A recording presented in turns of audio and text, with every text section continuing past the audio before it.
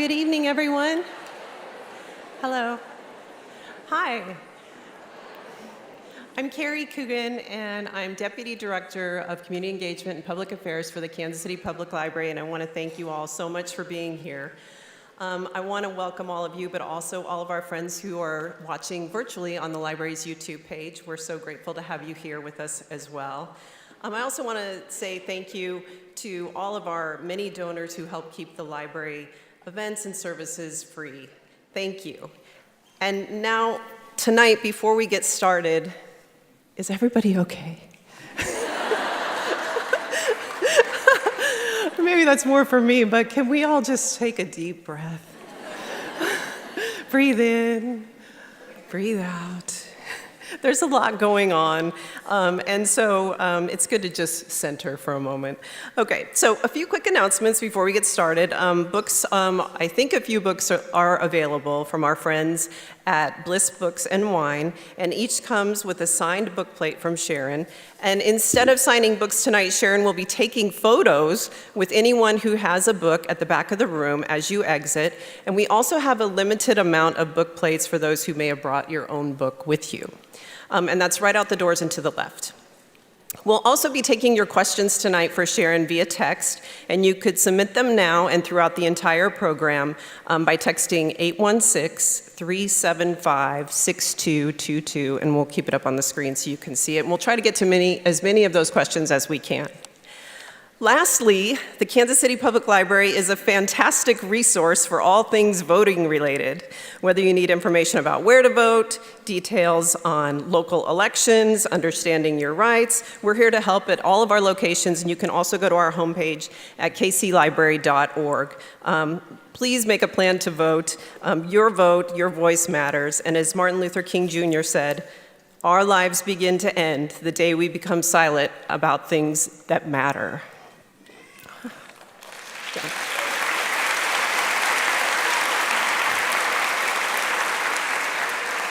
Now on to tonight's speaker, Sharon McMahon. As many of you know her, America's government teacher. After years of teaching government, history, and law, Sharon took her passion for educating to Instagram, where she now has over 1.1 million followers.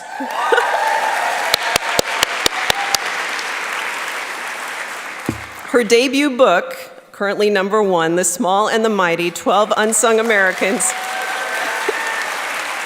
Who Changed the Course of History, shines a light on everyday people who made a profound impact but did not make it into the history books. Tonight, Sharon will share some of these stories, discuss her fight against misinformation in an era of fake news and sadly banned books, and explain how non-partisan facts can make us feel less afraid. We could all use more of that.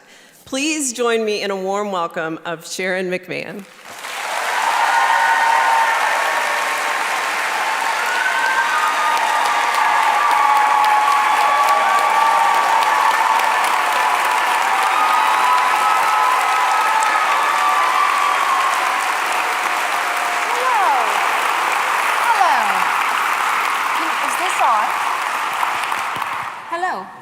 Does the microphone work? It does.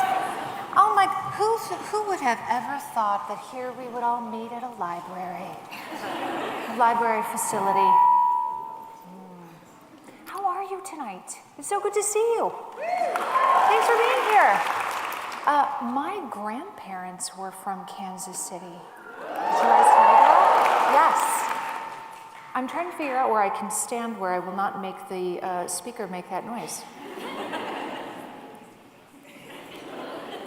My grandparents were from Kansas City. No. My grandparents were from Kansas City.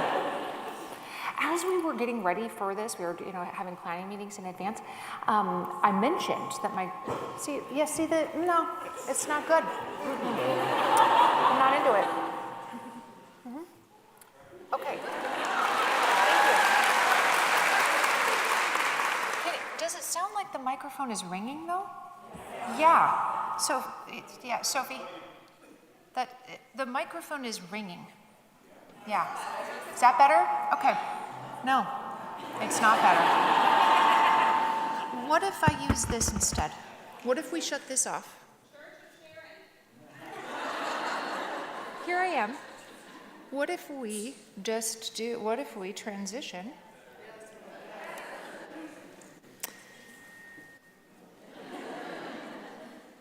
Hold, please. I will figure it out. That's right. Okay, all right. Is this better? That's better. Yeah. That's a lot better. I'm just gonna stand at this podium. That's what I'm gonna do, and I'm gonna figure out how to shut this thing off. I don't know how to shut this off. The button is not shutting it off. Yep.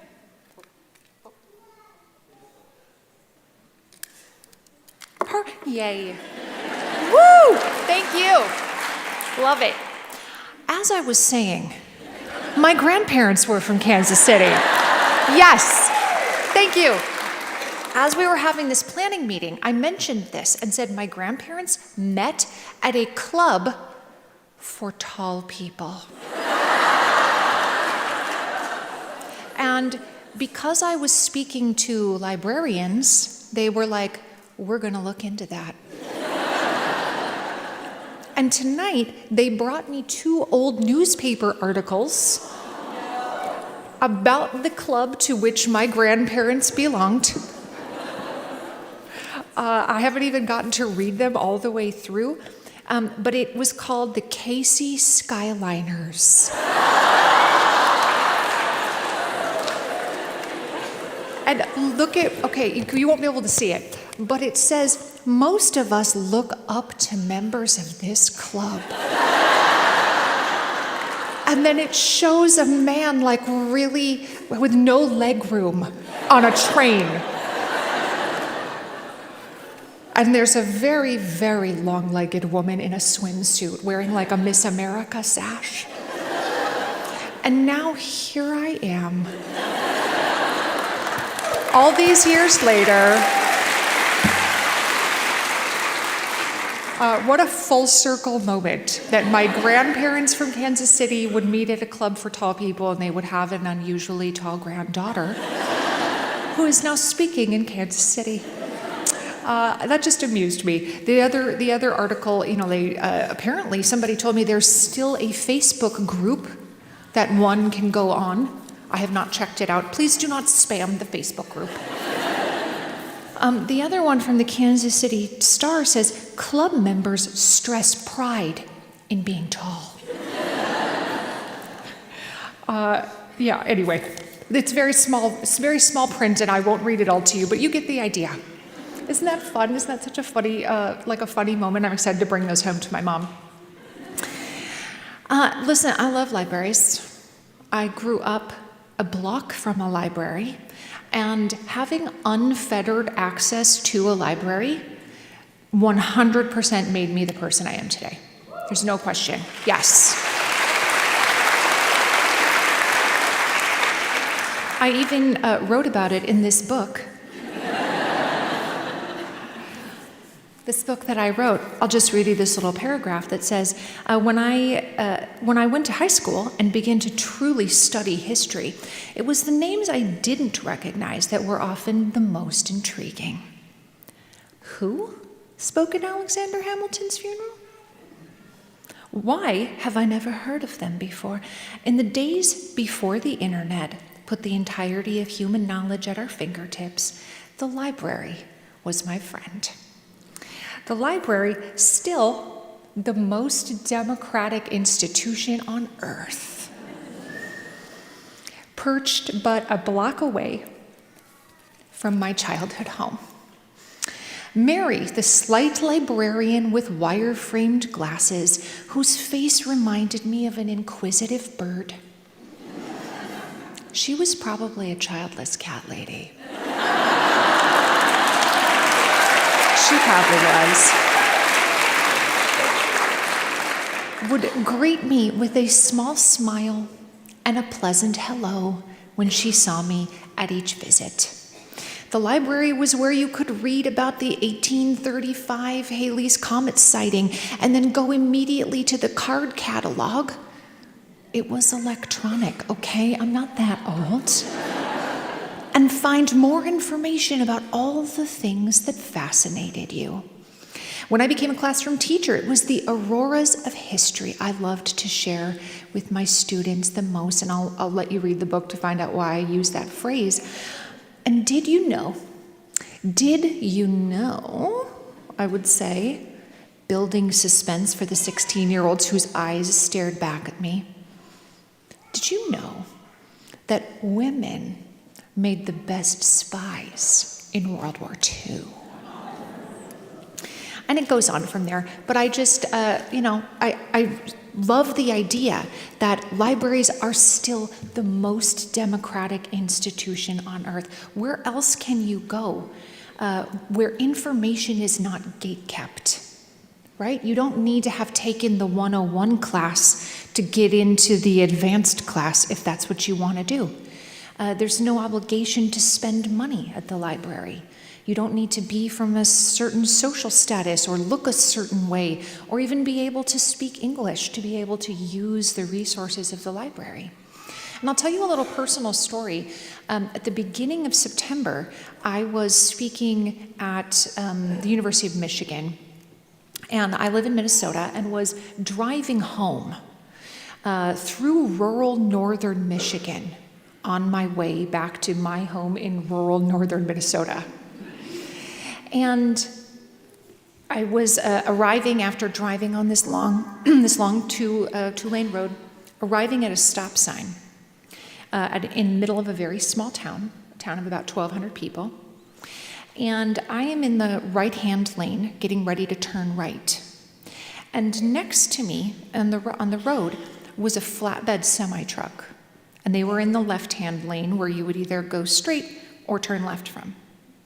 And as I am turning right onto the road, this flatbed truck pulled out right in front of me like this. The flatbed of his trailer came through all of the windows of my car, broke every single piece of glass in the side of my car, totaled my car. And I was fine. I walked away with a couple of scratches. Fortunately, the safety features of my car did what it was supposed to do, and he stopped shortly after he realized he was hitting me. Had he continued to accelerate, he would have killed me. There's no question. Like, that back corner of his flatbed would have hit me and killed me. But of course, this is a small town, and when you call 911, there's not that many places for the police to be other than nearby, right? So it took no time at all for the police to be there. And he was dealing with the truck driver, and he had me sit in the front seat of his police car. And after he dealt with all of the things, they had to call the trucks to literally pull our cars apart. Our cars were entangled, or our vehicles were entangled with each other. I called my husband, and I was like, I've been in a really bad car accident. I'm fine, but I need you to come get me, right? Like, there's no rental cars in rural northern Michigan. And he's like, I'm on my way. But it was going to be like 3 hours before he got there.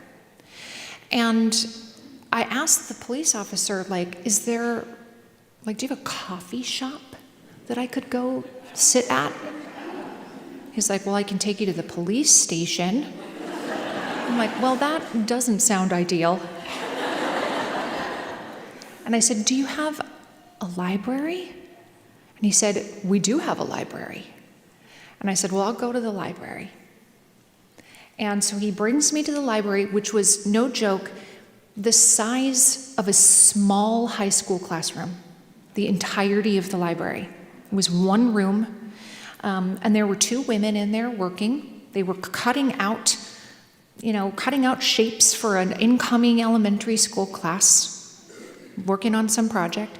And I said, can I sit in here? And they're like, yeah. So I'm sitting there using their free Wi-Fi.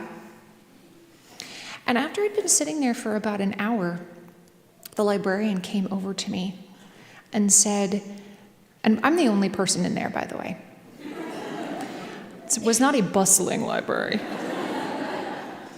The librarian came over to me and said, I saw that the police dropped you off, and I just wanted to make sure that you're okay.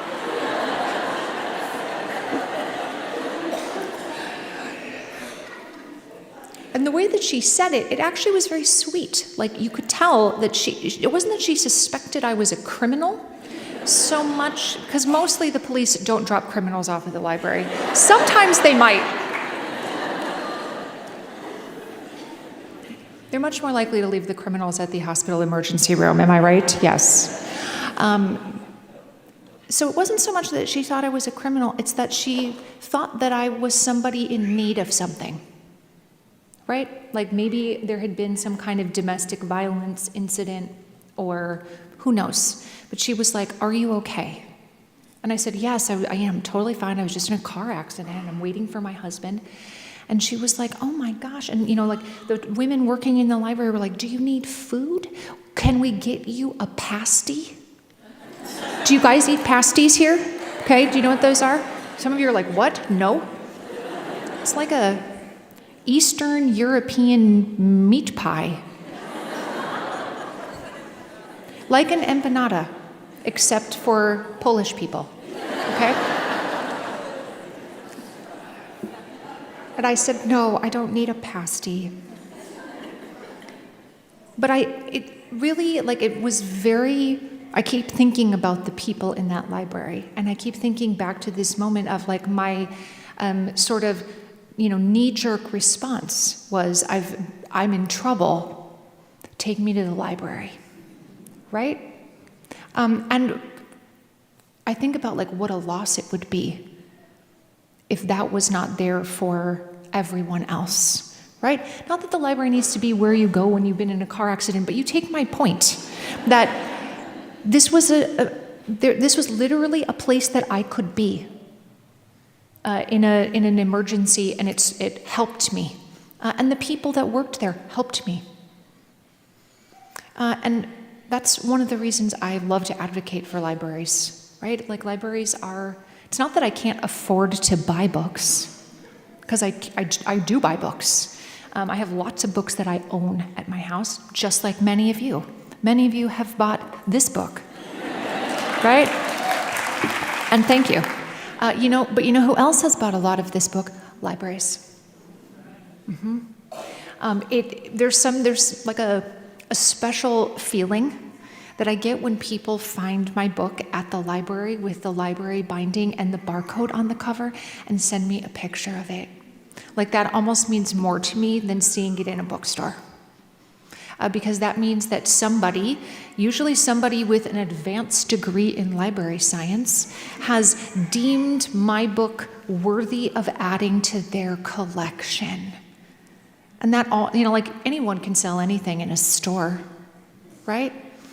But the idea that a librarian has been we will spend taxpayer money on this book. I just love it. It warms my heart so much. And let me tell you, I just came from another state where several librarians came to my book signing.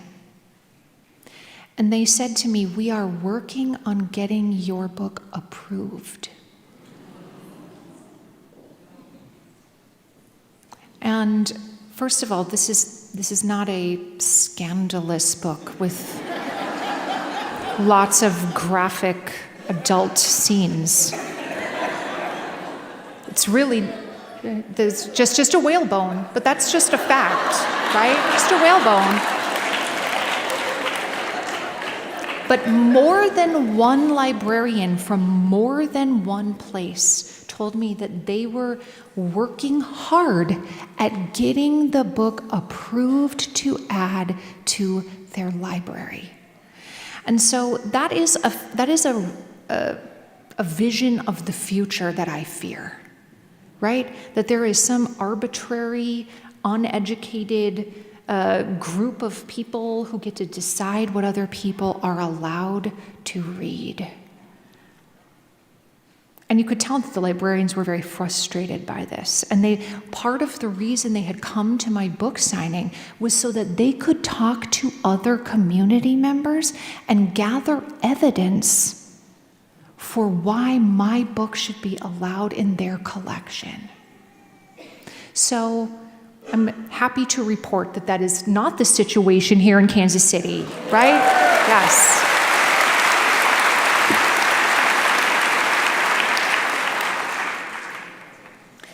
So, here we're, okay, great, here we go. Before we start, I wanted to show you this picture.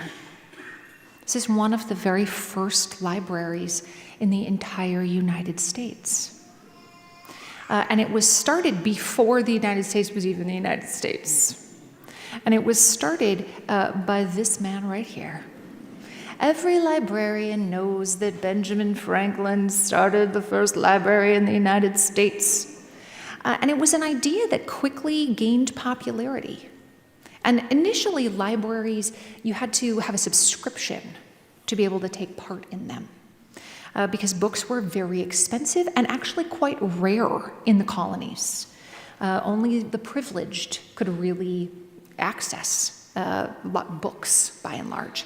And so the idea that you could access books by just paying a small fee, and later on, the Benjamin Franklin's Lending Library became so popular that copycats began to spring up around the country, and within 10 years, there were 80 libraries in the United States.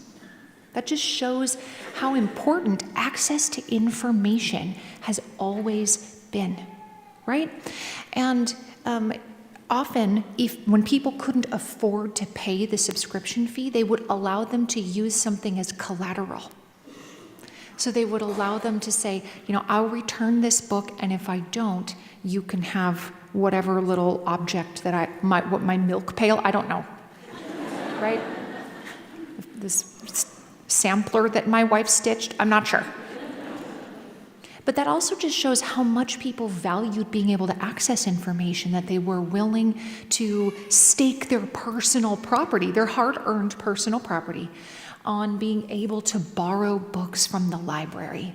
And this was a quote from Benjamin Franklin where he said, "These libraries, these proliferation of libraries that sprung up around the country, have improved the general conversation of the Americans and made common tradesmen and farmers as intelligent as most gentlemen from other countries."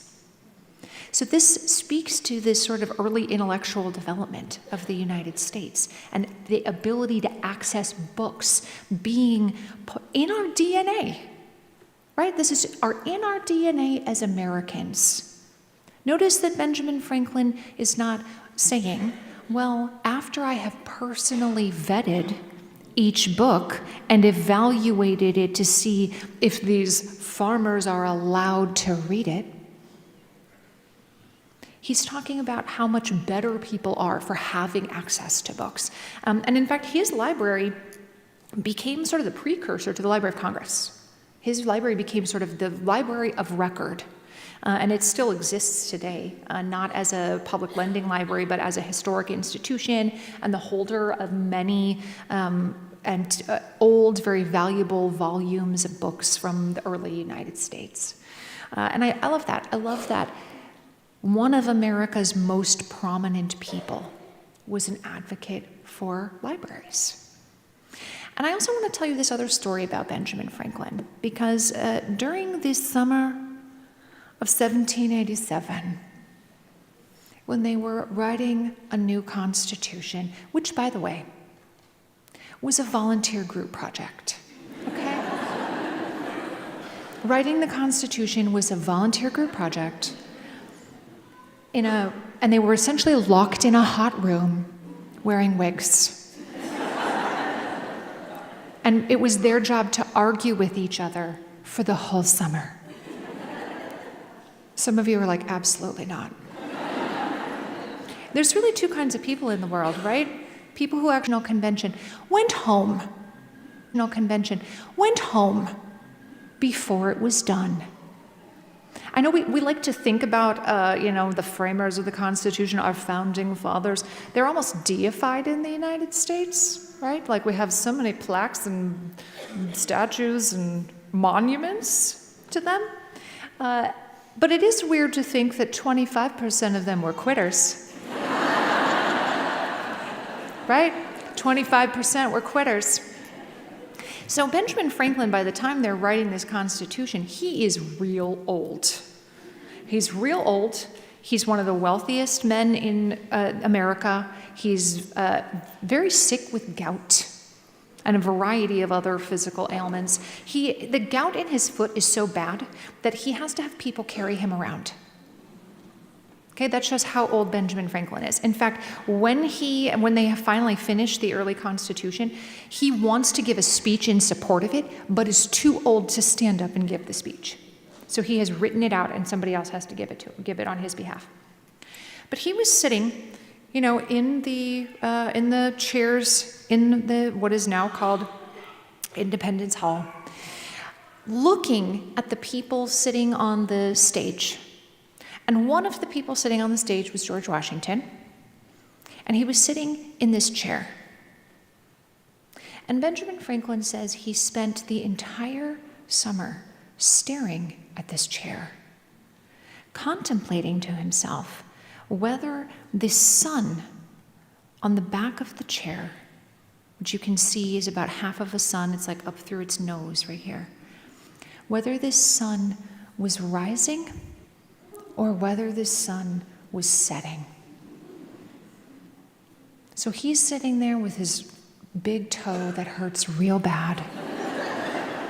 No whalebone to fix it.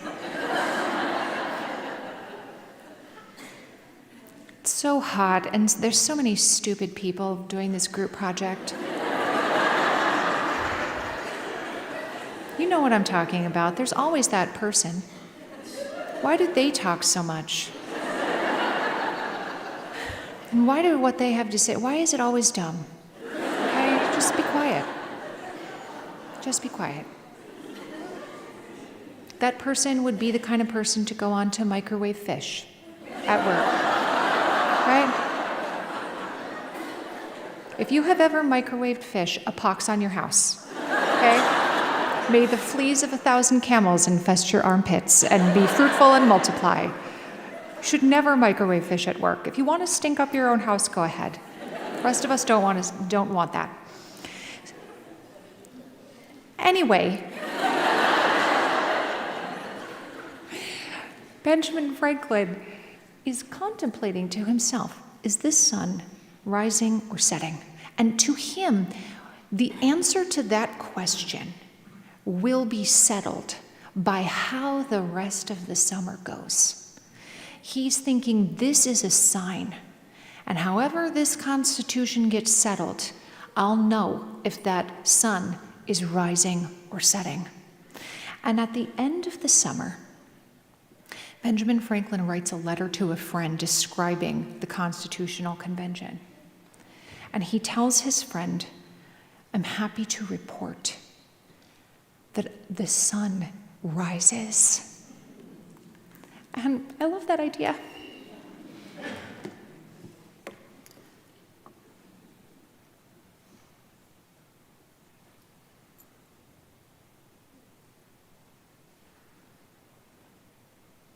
I love the idea that this is a time that many people feel is like fraught with peril. There's probably a lot of anxiety in this room.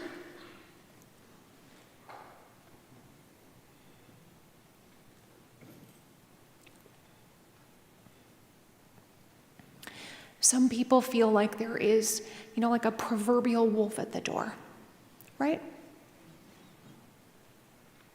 And it feels a little powerless to be in a situation where you feel like, I don't know, honestly, if the wolf is going to get in. That's how it feels to many Americans in this moment. And I love reflecting on this idea that at the end of a very arduous summer, that Benjamin Franklin and the other people who had participated in the Constitutional Convention came to believe that it was, in fact, America's rising sun moment. And I love the idea that this, too, could be America's rising sun moment, that historians of the future at a library in Kansas City can point to the year 2024 and be like, that is the year things changed, right?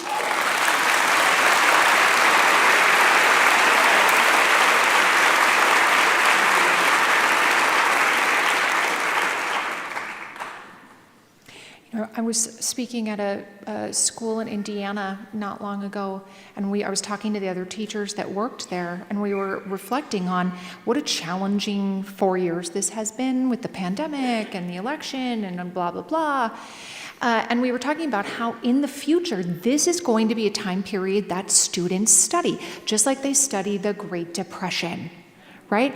So we were talking amongst ourselves, like, what are historians of the future going to call this time period?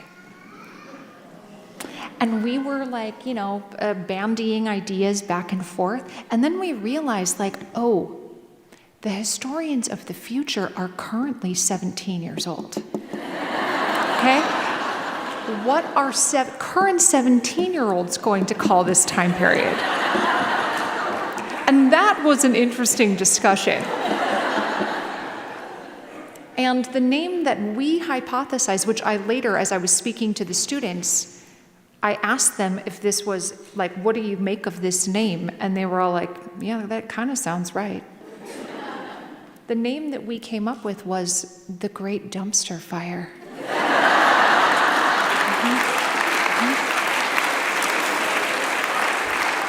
And they were like, that's not wrong. So it will be interesting if I live long enough to see these years make it into the textbooks. What are the historians of the future going to call the time period from 2020 to 2024? I don't know. Maybe the Great Dumpster Fire. I want to talk to you about a woman who's a character in my book. Her name is Rebecca Brown Mitchell. And first of all,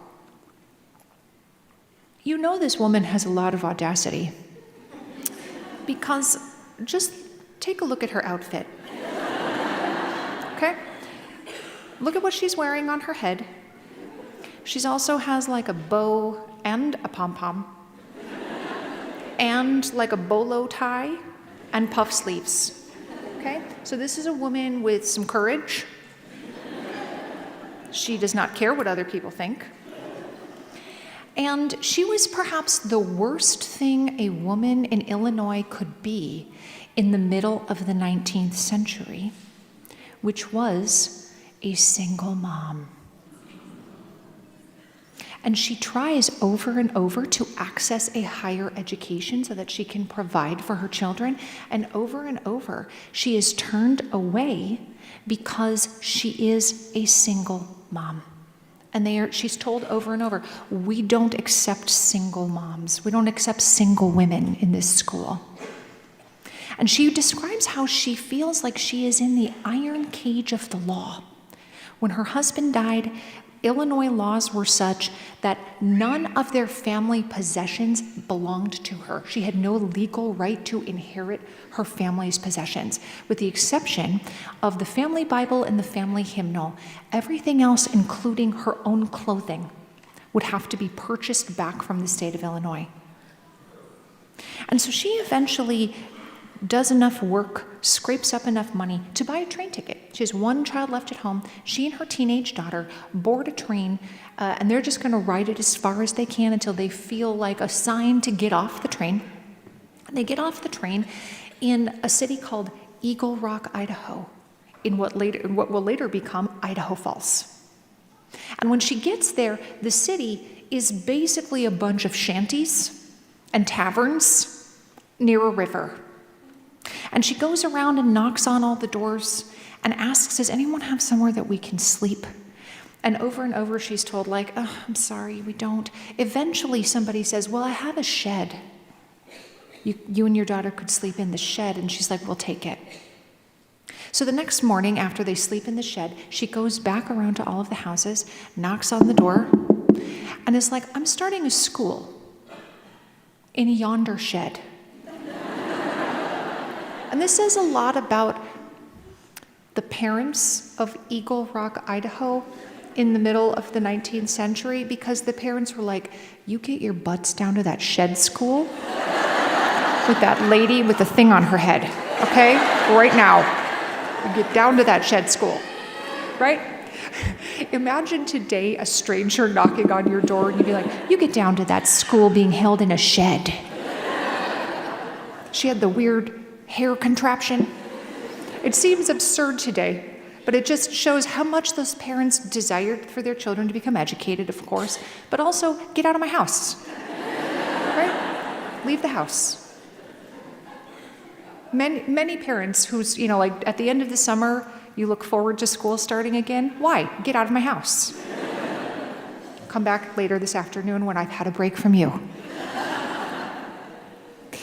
Rebecca Brown Mitchell does some really remarkable things, including being the first in the world at something that inspires the rest of the women of the world. And I'll let you read about it in the book. But I want to point out a couple things. First of all, this is the age of Rebecca Brown Mitchell that we're talking about. She's in her late 40s, 50s, 60s when she begins making waves in the world, right? She is not a hot, thirst-trapped 21-year-old in a bikini. She eventually helps start this church, which also serves as a schoolhouse.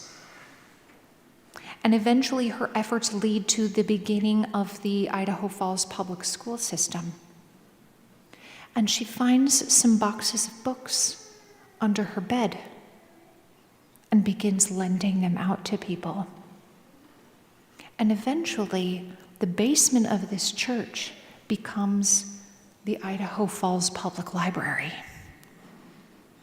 And then eventually, they outgrew that library, and they got a Carnegie grant to build a Carnegie Library, which is still standing in Idaho Falls, Idaho. You can go to it now. It's now owned by Museum of Idaho.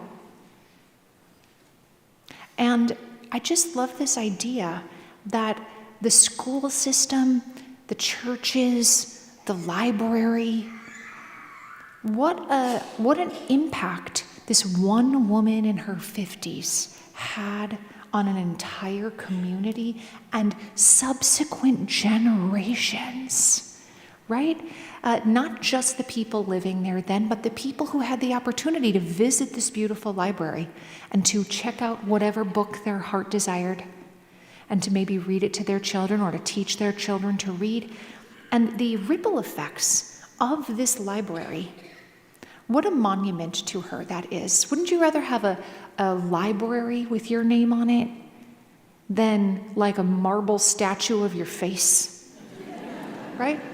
There is this bronze plaque outside the library that says, "The women whose vision created our library."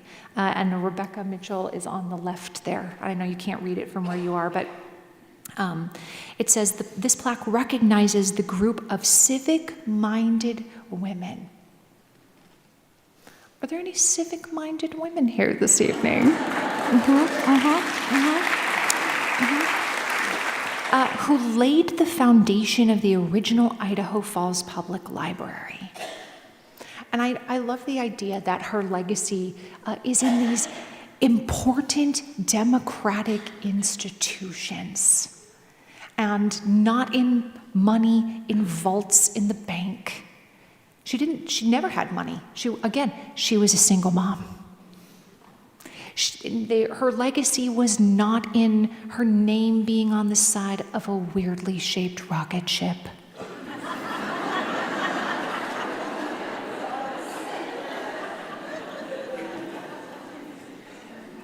I will take the library for 100, Alex, over the weirdly shaped rocket ship.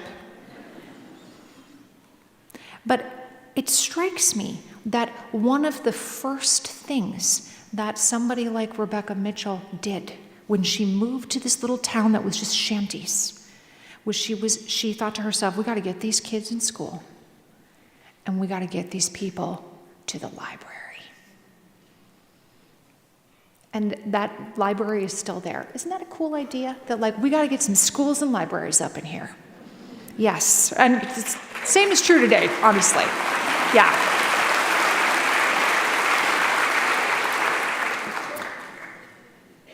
Here's another man who believed in libraries.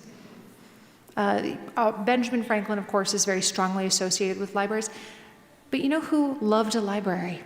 Was Abraham Lincoln. A man who was famous for educating himself, right? He does not have access to higher education. He educates himself. And how do you think a man like him was able to do that? In part because of the library. In fact, when he moves to Washington, D.C. as a young, representative, he lives near the Library of Congress and regularly goes to the Library of Congress and is reading books from their collections. And Abraham Lincoln, of course, very famous for being an incredible writer. Something that a lot of people don't realize about Abraham Lincoln is that he had a fantastic sense of humor. He reportedly had a very unique laugh and loved to read humor books, which you don't really think of presidents as having senses of humor. It seems like you're supposed to be mad all the time if you're the president. The only emotion you're able to access is anger. But I love what Abraham Lincoln had to say. The things I want to know are in books. My best friend is the man who'll get me a book I ain't read. And again, access to books was precious. And in an age of Amazon, it is easy to feel like books are not precious or valuable anymore, right? But they have always been and continue to remain precious. And our access to them is protected by people like all of us, so that we don't devolve into a situation where public librarians have to ask for permission to add one book to their collection.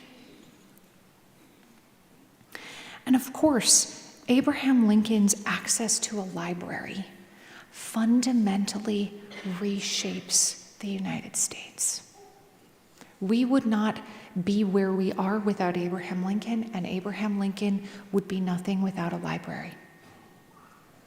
And it is ultimately this sort of treatise from Abraham Lincoln's second inaugural address that I think still is something we need to apply to ourselves today. During this moment where so many of us feel an incredible amount of anxiety, we are experiencing so much animosity on the internet or even from your neighbors. I have a neighbor who has some flags in his yard that are not very nice flags. They're not very nice flags. They have the F word on them. And I'm like, the school children on the bus go past your house. Can you put the flags in the backyard? No, they need to be in the front yard, right? I would imagine some of you have similar neighbors. And I love what Abraham Lincoln has to say, especially in light of the fact that people were actively trying to kill him. They tried to kill Abraham Lincoln multiple times before they were successful. And what does he say during his second inaugural address? Knowing half the country hates him so much that they would rather risk their own lives in battle than go along with his ideas. Imagine that being your workplace where you're like, listen, I just hate Pam so much, I'd rather have you shoot off my arm than do her ideas. Dave is the actual worst. I'll run through this field while you shoot at me instead of doing Dave's ideas.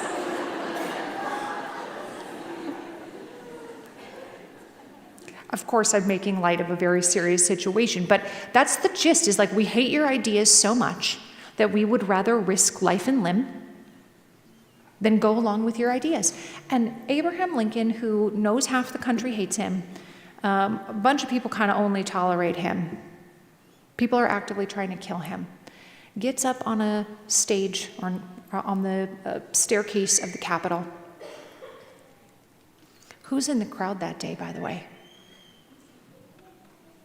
John Wilkes Booth was in the crowd that day. You can, in the photographs of Abraham Lincoln's second inauguration, you can pick out the man who would assassinate him. Abraham Lincoln had dreams about his own death in the days leading up to his assassination. Very vivid dreams where he feels like in his dream He knows somebody has died, and he's not sure who it is. And he wakes up the next morning and he's telling his wife about his dream. There's been a death in the White House. And in his dream, he's like visiting one of the staterooms downstairs, and he sees a casket. And he knows just sort of like instinctively that it's his. Abraham Lincoln, who struggled with depression so severely throughout much of his adult life that there was more than one time where he wrote to a friend saying that he didn't trust himself with the knives he had at home. In fact, he had such severe challenges with his mental health before he was married, where he's working as a postmaster in rural Illinois, that a neighbor couple would see him wandering in the woods with a gun. And he looked like a man in distress. And they invited him into their home, and they were like, "Buddy, you need some help. Come stay with us. Come stay with us until you're better." And so he stays with this neighbor couple for a couple of weeks until he sort of gets his feet underneath him again.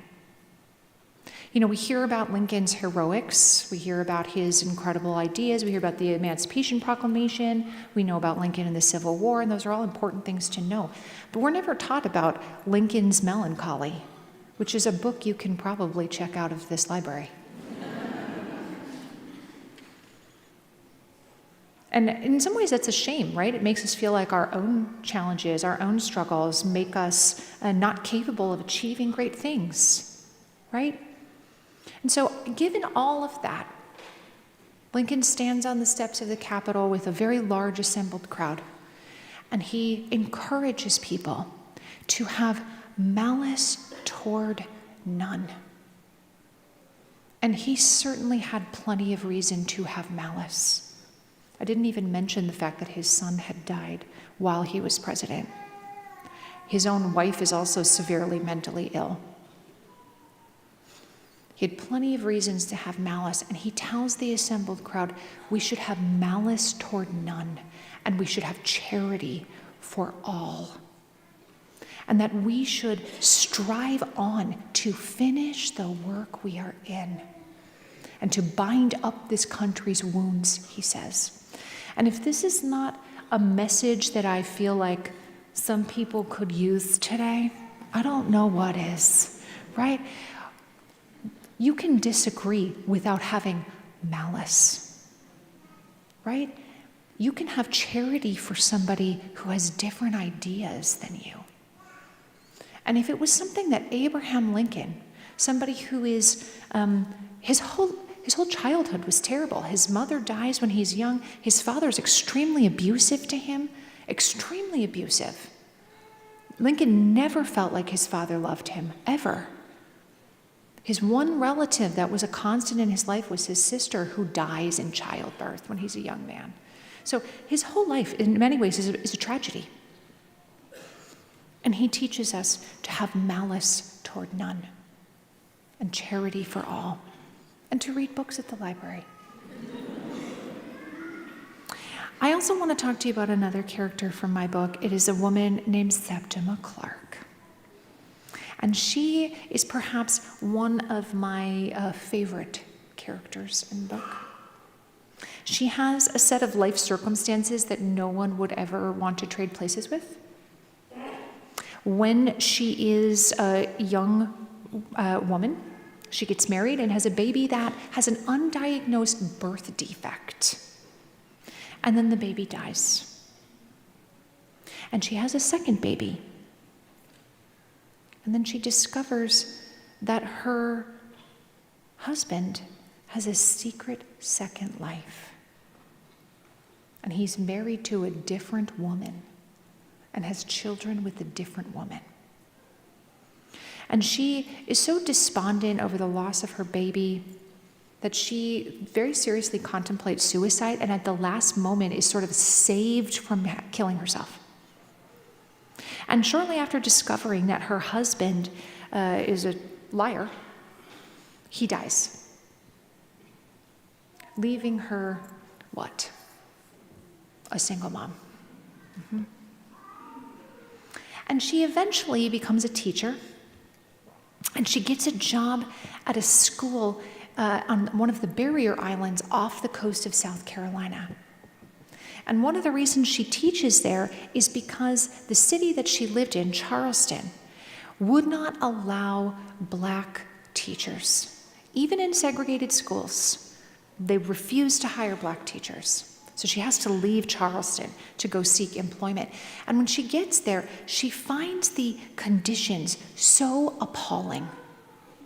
Infant mortality is through the roof. Communicable disease is just out of control. Mothers would have to work to subsist, and they would be forced to leave their babies on the side of the field where they worked. And they would often put something in their mouth which was like a rag that had been dipped in like beef tallow and sugar, so that the babies would want to, suck on it and it would keep them quiet. But this concoction attracted flies and insects, and the babies would be left on the side of the fields with just flies everywhere. And we all know that lots of illnesses can be spread through mosquitoes and insects, etc. She gets to the school that she's hired to work at, and there's no glass in the windows. They have no books. It's South Carolina. There's a lot of bugs. And the only way they can keep the bugs out of the school is to close the shutters. And so the children are literally learning in the dark with no books. And the sign outside the school says, "Promised Land." And I can promise you, she did not feel like it was a promised land.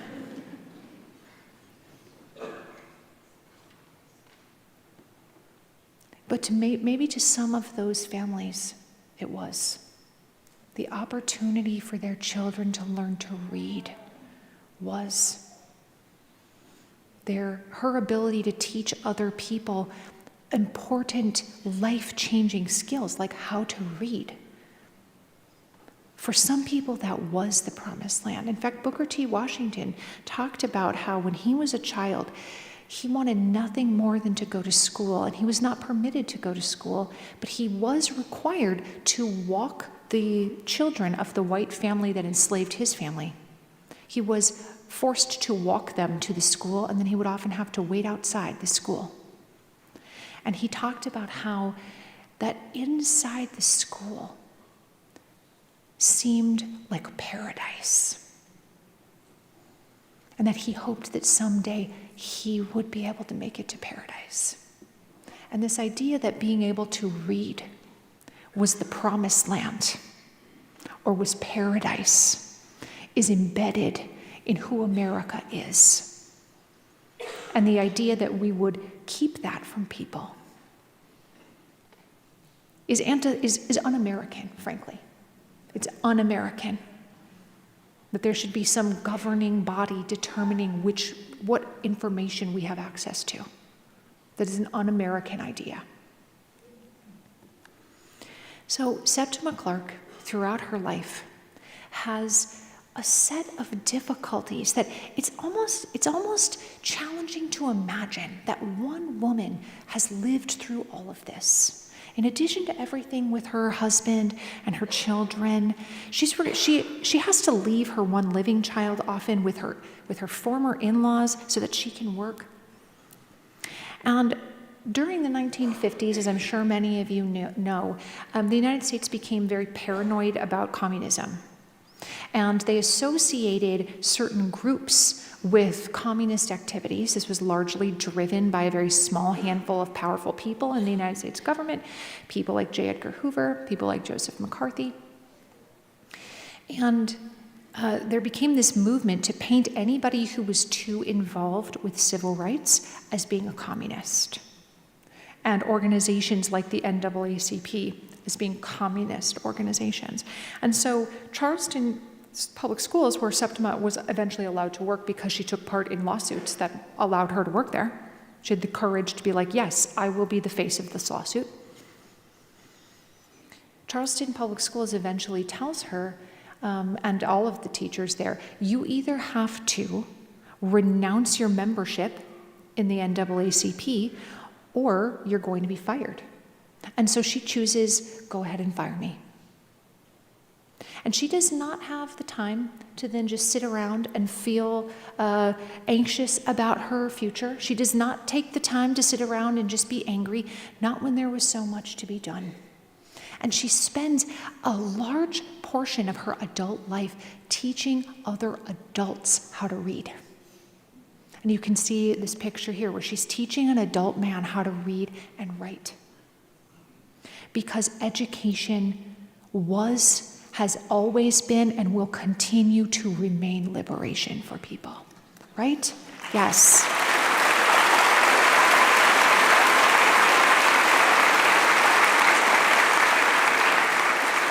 And she taught them how to read and write in a way that did not demean them. And this was one of her special skills. So much of our reading curriculum is aimed at small children, like the Dick and Jane readers, See Spot Run. It feels very babyish to a man who's probably in his 30s in this picture, to be forced to reckon with the idea that you know less than the children do. So she actually develops her own curriculum for teaching adults how to read, and she prioritizes the kind of information that adults would need to know. Obviously, you need to know how to write your name in cursive. Back then, you could not just print your name. You had to be able to sign for things. You had to be able to sign your paychecks. You had to be able to sign for your voter registration. And so the way that she teaches adults how to read empowers them to run for elected office. It empowers them to start their own businesses. It allows them to be less vulnerable, because being uneducated is a vulnerability. It means that you are easy to take advantage of. And let me tell you, the internet has a couple of people who needs some education. Okay? Yes. A couple of people. There's a couple people out there being confidently wrong on Al Gore's internet. In fact, my entire account started because there was a man who was arguing with one of my female friends in the comments on Facebook about whether or not the Electoral College was a university you could graduate from. And he was really sure it was. And my friend is a physician. And who knows what he did for a living, but Lord knows he needed to revisit high school, okay? The Electoral College, sir, is not an institution you can earn a degree from. It's not even a building you can go to. There's no, board of trustees of the Electoral College. It's a concept. It's not a place. And in that moment, I knew that I could either, it was one of those things where I was like, but that's not even an opinion.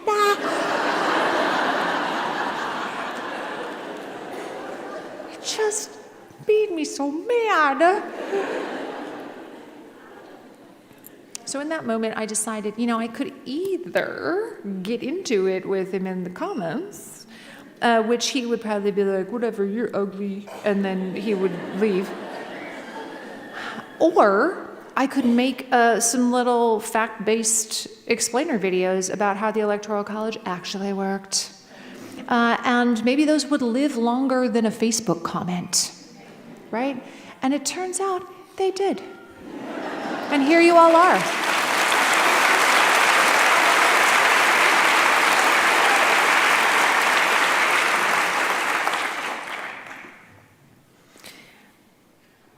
And one of the things I really love about Septima is that she probably would have done the same thing, right? She would not have been arguing nonsense with people in the comments, not when there was so much to be done. And the fact that Septima gets fired from her job leaves her the opportunity to teach adults And it leaves her the opportunity to eventually teach a woman named Rosa Parks. And you can see here in this picture, Septima is behind the podium. Rosa Parks is standing immediately next to her. And in the back corner is Martin Luther King. And that is because Septima is, in many ways, the mother of the civil rights movement. And we don't really learn about her in school. Maybe for some of you, the first time you heard her name was reading this book.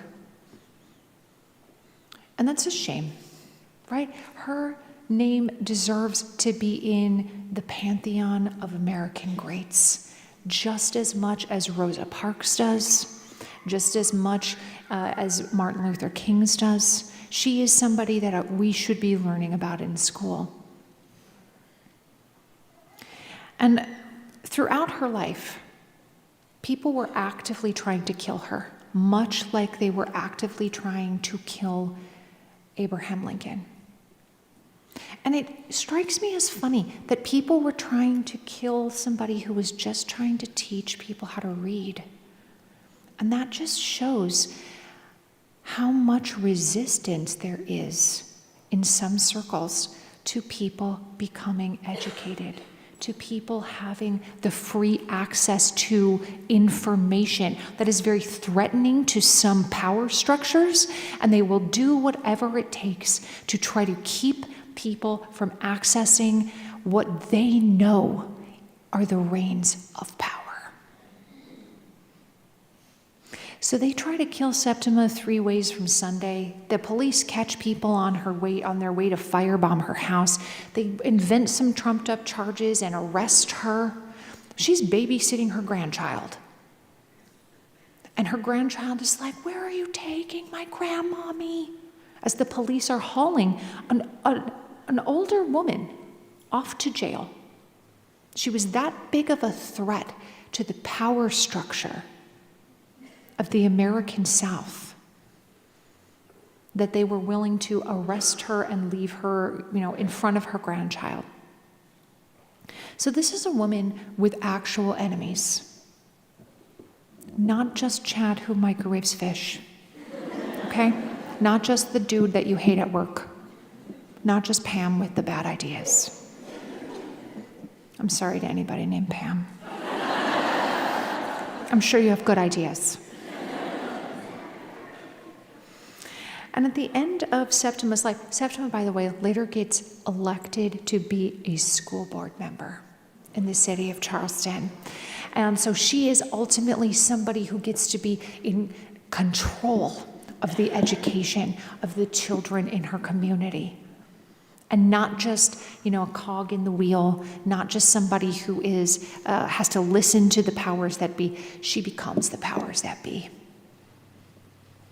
And at the end of her life, people ask her, "What have you learned?" And she says a number of things. One of them is, she says, I've learned that you never know how much someone might grow and change around. And that's the real measure of a person, is how much they grow during their life. But she also says this, "I have learned that I can work with my enemies. Because you never know when they might have a change of heart at any moment." And at a time when it is far easier to unfriend, block, and delete people with whom we disagree, Septima shows us a different way to attack this problem. She says, "I can work with my enemies."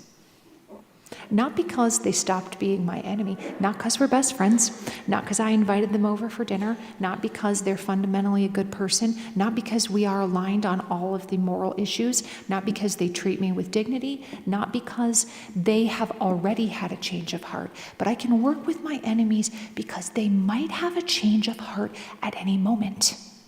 And how would they ever have a change of heart if there is no one there to show them the light?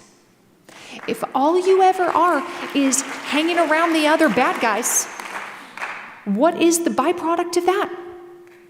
What is the byproduct of all of y'all over here just being confidently wrong? And there is nobody who has a different way to demonstrate to you. And dang it, if Septima, who people were actively trying to arrest and kill, if she can do it, then so can we. Right? If she can do it, then so can we. We can work with our enemies, even the most giant jerks, because we never know when they might have a change of heart at any moment. And they are not going to have a change of heart if we spend all of our time putting them down on the internet, telling them what an idiot they are, making sure that they're not invited to Thanksgiving. They're just going to continue existing in their silo of wrongness. And that power amongst that group is only going to continue to grow as they have the opportunity to feed off of each other and to be like, we are right.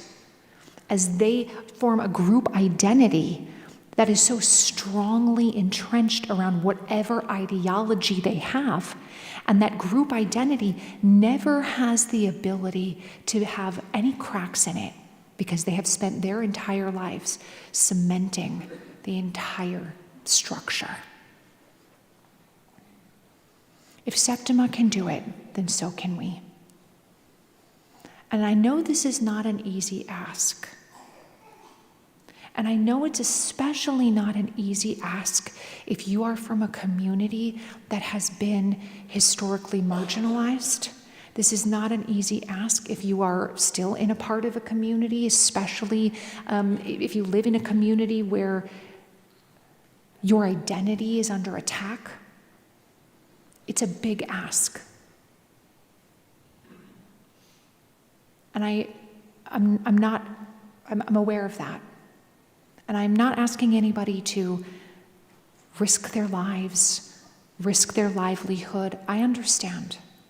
But what I am saying is that the rest of us have a lot of work to do.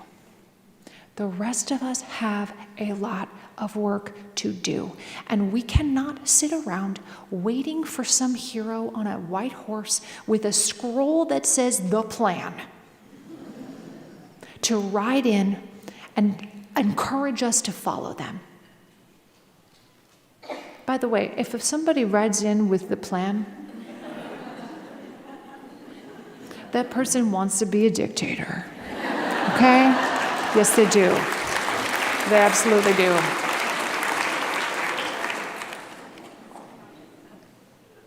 And for some of you, you might feel like that's bad news, that there's nobody coming to save us.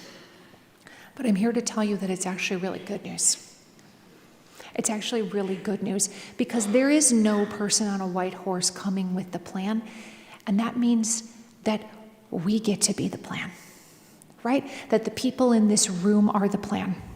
The people at a library on a weeknight in Kansas City are the plan, right? And I'll take the people in this room as the plan any old day. Right? I will take everybody here, this is the plan. All the childless cat ladies is the plan. That's right. Do you want to know what my mother-in-law did with her retirement? My grandparents were from Missouri, and so was my mother-in-law. And she was from southern Missouri, where they call the state Missouri.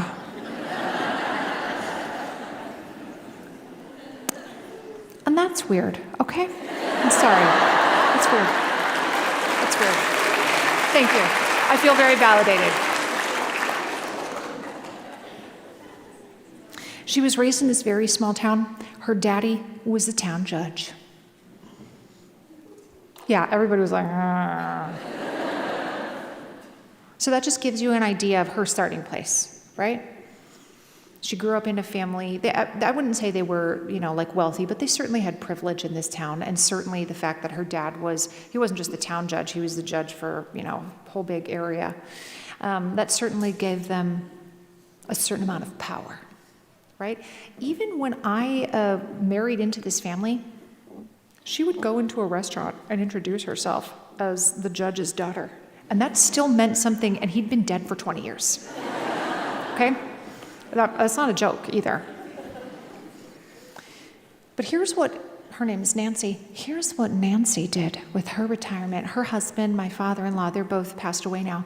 Her father-in-law, or her husband, worked for the federal government. And if anybody works for the federal government in a non-military capacity, you know that often, in order to move up, you have to move locations very often.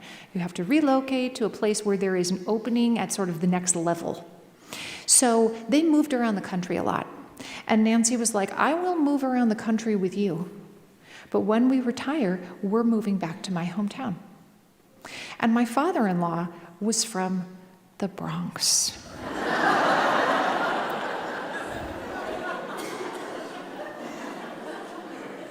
You laugh because you know. Okay?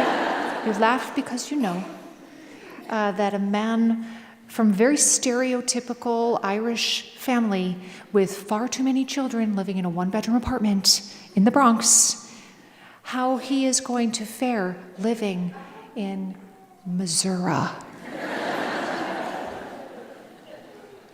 So they retire to Missouri, and Nancy became very civically engaged in her older years.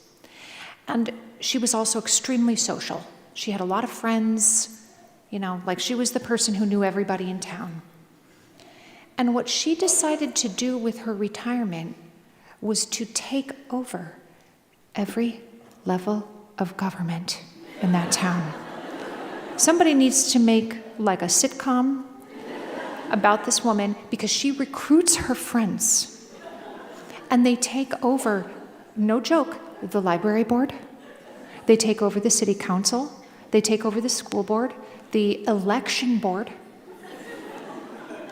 There's only one level of power they didn't access before she died, which was like the mayor of the city. And that same guy had been the mayor for like 40 years. But it really amuses me that Nancy and her 5 friends ran this entire town. Civic engagement was her retirement project.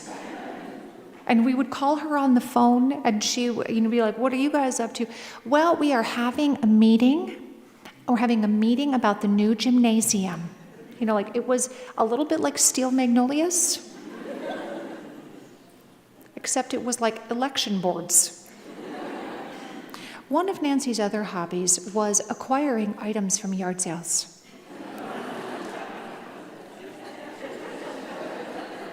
And when you live in a small town and you are an older woman, some of you are like, You're not going to the yard sale because you actually need anything. What are you going to the yard sale for? To see what other people have, right? To see what other people have. What's the inside of your house like? What kind of stuff are you getting rid of? What kind of good deals on antiques do you have?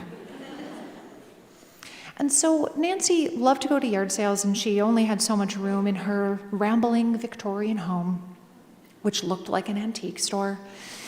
And so she would acquire things that she believed that her children and her children's spouses and her grandchildren would enjoy. And she always had a running box in her house for each of her children. And when she would obtain things from a yard sale, she would put it in the appropriate box. And when the box was full, she would mail it to you.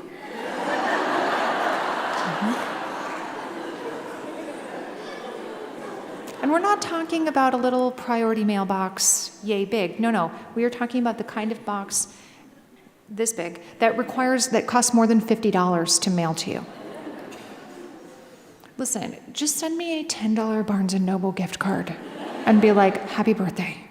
That's all I need. So her children referred to these boxes as giant box oh crap. And that is exactly what they were.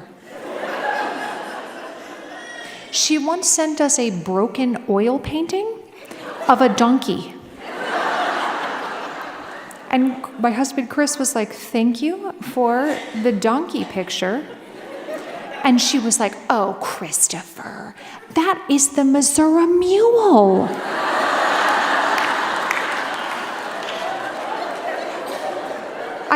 What is the Missouri Mule? I still don't know the answer to this question. Is it a thing? Or did she make it? It's the state animal?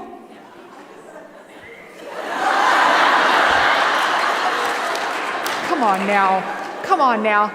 She also, she would send me paintings. One painting that she sent me was a watercolor of 7 disembodied cat heads. It was just 7 cat heads. I've been a teacher for a long time. She found erasers at a yard sale and sent them to me. Not working erasers. The kind of erasers that are seasonally appropriate, smell good, make you want to eat them, and disintegrate when you try to erase with them. You know what I'm talking about? You get those as a kid and you're like, but why do I want to eat it though? You bite into it a little bit, slightly satisfying. I got a Ziploc bag of those. So useful for high school teachers. Do you guys like my Minnesota accent? Or I was like, I got a Ziploc bag of those. Yeah, a whole Ziploc bag of those erasers. She also really enjoyed sending used stuffed animals. Everyone's favorite gift to get. Sometimes it was like, thank you for mailing us your trash. It's very appreciated. One night we were laying in bed and we hear the creepiest voice coming from God knows where. And the voice was saying, "Our Father, which art in heaven." This is what it sounded like, okay? "Hallowed be thy name." It sounded like a demon saying the Lord's Prayer. And we are turning on the lights, like, where is this coming from? By the way, in the movies, anytime something creepy happens, they never turn the lights on. They're always like, "Who's there?" First of all, why are you asking? Secondly, why aren't the lights on? Why have you not barricaded yourself in the bathroom with 911 on speed dial? "Who's there?" No. We finally figured out that the voice was coming from a stuffed lamb that Nancy had sent us. And that there was no way to turn it off. I actually, no joke, I had to take the lamb outside and put it in the outside trash. And it actually took it several days for it to stop saying the Lord's Prayer.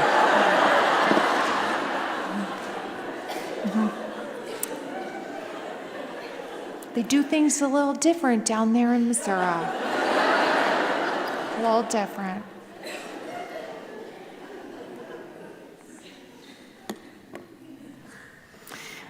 Listen, I know you guys are feeling apprehension about next, like what's going to happen the week after next. And some of you have apprehension about one candidate getting elected, and some of you have apprehension about the other one getting elected, but probably there's a high chance that you feel some kind of apprehension. But I want to remind you that Benjamin Franklin and Rebecca Brown Mitchell and Abraham Lincoln and Septima Clark all taught us something important. And that something is, hope is not a feeling.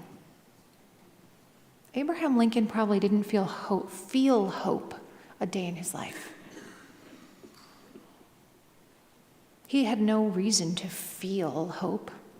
And I think so many of us are waiting for this feeling of hope to descend upon us as a sign or a symbol, or we're going to wake up in the morning and feel like, I just like things are turning around. I'm feeling hopeful. The birds are chirping. The sky is blue. And we're waiting to experience hope as a feeling. And then when we don't experience it, what is our conclusion? That it's hopeless. But I'm here to tell you that our forebears, the great Americans who came before us, did not experience hope as a feeling. They knew that hope was a choice. It was a choice. And that good things can only happen when you believe that they can. And then you act accordingly. So this is not a time for all of us to just sit at home and be like, I just feel so much anxiety. I'm paralyzed by my anxiety. This is the time when we should all be doing something, right? We have a very short time to do something before the next election. And whatever that is for you, some of you, so I talked to somebody earlier who's like, listen, I've been door knocking. I've been out here door knocking. Some of you guys are probably doing phone banking. Some of you guys are probably writing postcards. Some of you might have large social media followings and you are posting about it on social media. Something that everybody in this room can do is send a text message to 5, 10, 20 people that they know. You don't even have to tell them who to vote for. You can just say, I want to remind you that Election Day is November 5th. What can I do to help? Do you need a ride? Can I watch your kids? Do you need a link to make sure that you're registered? That's something that's available to all of us for free, and we can just copy and paste the same text to 10 people. You have the most influence, not over strangers, but over people that you know, right? If your friend calls you and is like, I just ate at this new restaurant. The restaurant is incredible. You need to go try it. You're probably going to go to that restaurant, right? Because we highly value the opinions of our friends. And so by sending a text message or an email or a phone call to the people in your life, encouraging them to vote, that studies show that actually moves the needle. That moves the needle more than knocking on a stranger's door does. And that's not to say that door knocking has no value, but if you want to feel like I am actually doing something, that is something you can do tomorrow morning.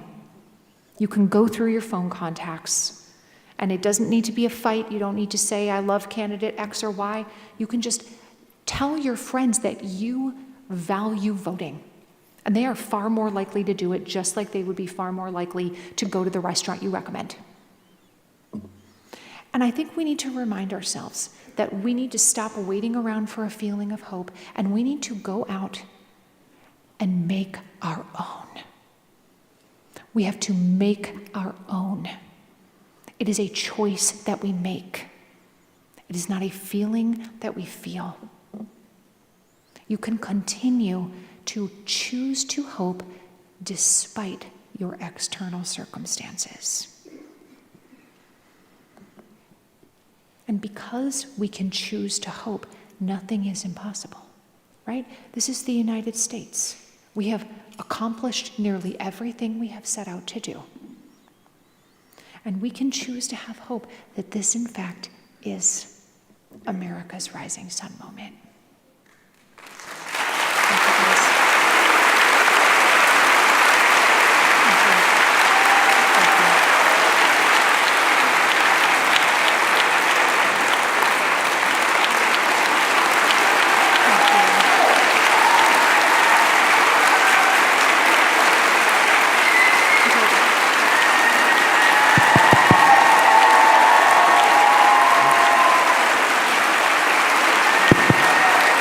Appreciate that.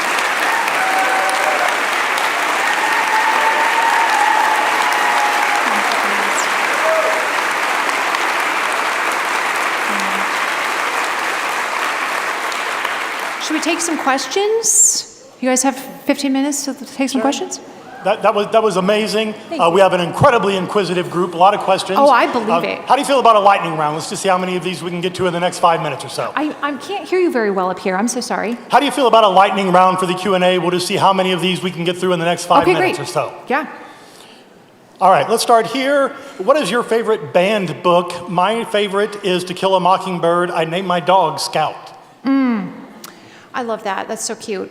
That's also the name of Tim Walz's dog, Scout. Did you know that? I can do a pretty good Tim Walz impression. This does not contribute to the lightning round, though. Very quickly, I was at an event in January, which was for the sort of a ribbon cutting of a new bridge project that was connecting Minnesota and Wisconsin. And this is like a big $2 billion federal project. And there's no such thing as a Republican bridge or a Democratic bridge, right? Like everyone needs bridges that don't fall down. And so it is like the congressional delegation from the entire state of Wisconsin, the entire state of Minnesota, governors from both states, city council workers, city council members, iron workers, like the people who are actually going to be making the bridge, local business owners, and each person who is getting up to talk, and they're like, the iron workers are like, this is going to be, 4,000 really good paying jobs. Thanks, and they like, whatever. Every person gets up to contribute something about why they're excited about this bridge. Well, Joe Biden was there. And so was Tim Walz. This is, again, in January before he becomes the candidate. And I was sitting immediately 2 rows behind him. And I was up on a riser, so I could see his bald head very well. And every single person that got up to talk, this is what he was doing. Let's go, Roger. You got this. You got this. That's right, Tina. That's right. Let's go, Tina. Woo! He was literally yelling, "Let's go, Tina," at a United States senator. That's not, in the words of Joe Biden, not a joke.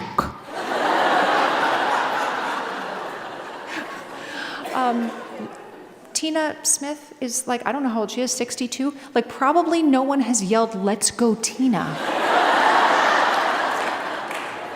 I don't know, 50 years, maybe? I don't know. And Tony Evers, the governor of Wisconsin, is sitting right next to him, and Tony's a very, nice, kind of mild-mannered guy. And he was clapping a normal amount, which was like, "Thank you, iron worker." You know what I mean? Like a normal amount of clapping. And I remember at the time being like, this is the sitting governor of a state. He does not actually need to be yelling, "Let's go, Tina," or "You got this, Roger." He had an unusual amount of enthusiasm. And so I do think the enthusiasm you see on TV, whether you like it or not, it is genuine. That's genuinely his personality. And so later, after the event, we're in a photo line where you're supposed to go and get your picture taken with the president, and they announce you to the president like you are the Princess of Genovia, right? Princess Sharon McMahon of Genovia.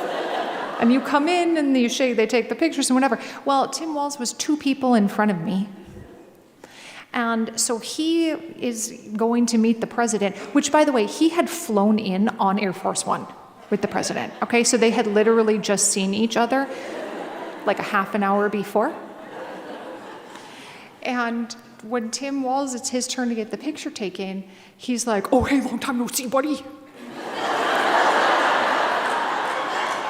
Like, he totally did the, "Oh, long time no see, haha."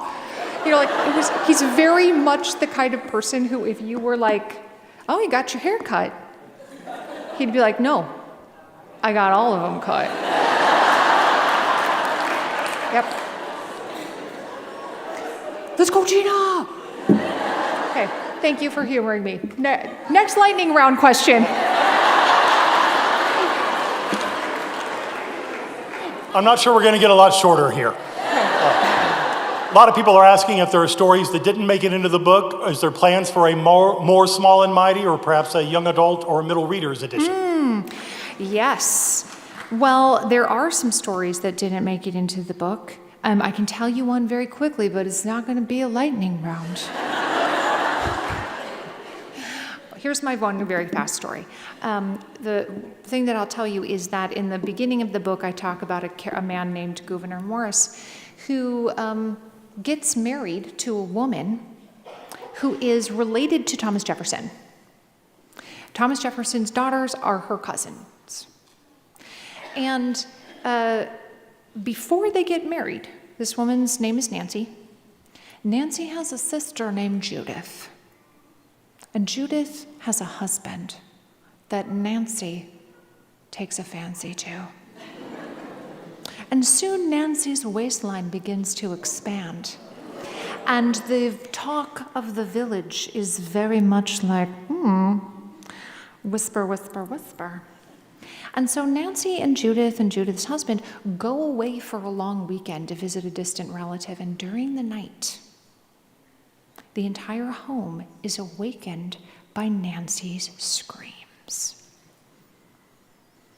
And Judith does not get up and go to her sister's room and say, "What in the Sam Hill is going on in here?" As one would, right? So number one, that's suspicious. But you know who does go check on Nancy? Judith's husband. Also suspicious.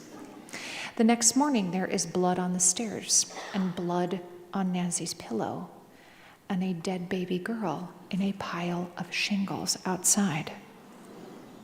And Nancy and Judith's husband are both put on trial for murder. And they are defended by people who become very prominent Americans like Patrick Henry. And ultimately, Nancy and Judith's husband are acquitted because the people who found the dead baby girl's body in the pile of shingles were enslaved at the home where they worked. And it was illegal in the state of Virginia for an enslaved person to testify against a white person in a court of law. So there was no evidence that you could introduce in court. So they are acquitted. And Nancy's life, as you can imagine, is ruined, right? If your life could be ruined by your husband dying and you being a single mom, imagine what would happen to your life in 1700s America if you killed the baby fathered by your sister's husband.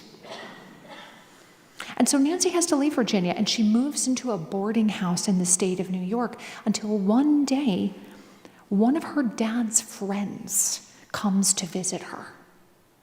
And her dad's friend is Gouverneur Morris. And Gouverneur Morris is the author of We the People, in order to form a more perfect union, establish justice, ensure domestic tranquility, which, by the way, is real overlooked these days. Why is nobody ensuring domestic tranquility? It's right there in the preamble. And he marries Nancy. Nancy became his housekeeper, actually. And one day at Christmas, they have friends over, and they have a surprise wedding for their friends at his house. And Nancy's wearing her housekeeper uniform, and they're like, "It's a surprise wedding."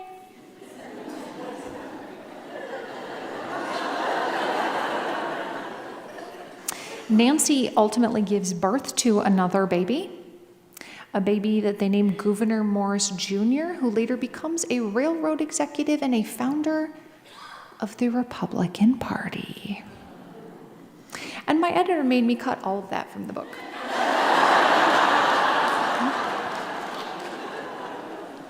She thought it was unrelated. But see, I love an unrelated story. Give me a good sad story any old day, right? Yeah. All right, let's finish up with two more. I think these will be quicker. My 8-year-old son, Hunter, hi Hunter, wants to know what your favorite book is, and since you like whales, is it Moby Dick?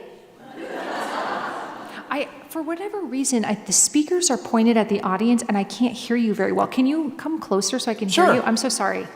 Sorry to make you come up here. My 8-year-old son, Hunter, wants to know what your favorite book is. Okay. And since you like whales, is it Moby Dick? Is it Moby Dick? I do like whales, but it's not Moby Dick. And it's difficult to choose the favorite book. But I will say that a book that I've read recently that I feel like really just changed my whole perspective is a book called The Warmth of Other Suns. Have you guys read The Warmth of Other Suns? Yeah. I love Isabel Wilkerson so much. And when I asked Isabel Wilkerson, who's a Pulitzer Prize winning reporter and now writer, I asked her to read this, and if she liked it, would you write something for, like a blurb for the back? And the blurb on the back of this book, written by Isabel Wilkerson, is something that, I truly, sobbed when she sent me. I won't read it to you because it'll just devolve into a puddle of tears. But that is perhaps more meaningful to me than, almost any other accolade. So that's one of the books that I love. Yeah. And we'll end with this one because I love Swiftie energy. Sharon, what is your favorite Taylor Swift song? By the way, we love you. Sincerely, your fellow Swifties. Hey, Kansas City is a good place to be a Swiftie. Yeah, it is. Yeah. There were T-shirts in the Casey airport that said, "I'm just here for Taylor," in the Chiefs colors, right? Oh gosh, it's like asking me my favorite book. I don't know. Right, my favorite sort of feel-good song at the moment, the one that I listen to when I need when I'm trying to get ready in the morning and you need something to up the energy because you've gotten 4 hours of sleep and you need to make your airplane, is probably "I Can Do It With a Broken Heart." Right? I cry a lot, but I am so productive. It's a line that I relate to perhaps the most of any Taylor line. I cry a lot, but I am so productive. It's an art. Yeah.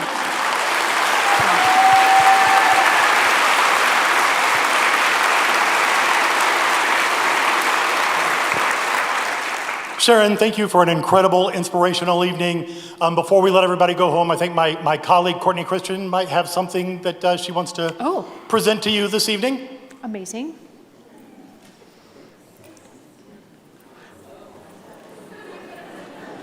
So this is a little something from the Kansas City Governors, if you're not. Yeah. If you're not aware, there is a Facebook group called Casey Governors that you're welcome to. That is breaking, so be careful. Oh, it's breaking. Okay. Yeah, the handle's breaking. Okay. So these are just Kansas City iconic chocolates from Andre's. And then this is something special that the Kansas City Public Library does. We have a gold library card with your name engraved for you. It does not scan. You cannot actually take it into the library, but to just commemorate this time. Thank you so much for being here.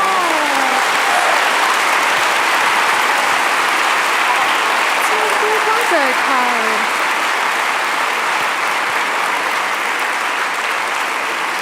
My very tall grandparents from Kansas City would approve. Thank you guys so much. Thank you. Thank you all. What a great group. Thank you for being here. I appreciate you. Drive safely.